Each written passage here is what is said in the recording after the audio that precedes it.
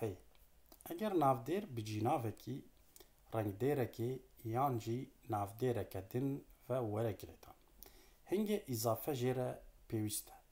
Îzafe her wiha zayend, mê yan nêr û mêjera yekjimar yan pirjimar yekmêjera peyvê jî diyar dike.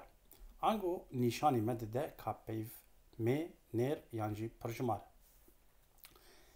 Hevala min mê yekjimar diyar. Hevalê min nêr yekjimar diyar.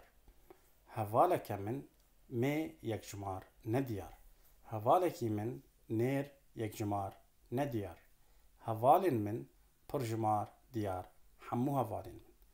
Hevalên min pirjimar nediyar. Hin hevalên min. Sêva sor mê yekjimar diyar. Çavê reş nêr yekjimar diyar. Sêveke sor mê yekjimar nediyar. Çavekî reş nêr yekjimar nediyar. Sêvên sor pirjimar diyar. Hemû sêvên sor. Çavên reş pirjimar diyar. Hemû çavên reş. Sêvên sor pirhejmar nediyar. Hin sêvên sor. Çavên reş pirjimar nediyar. Hin çavên reş.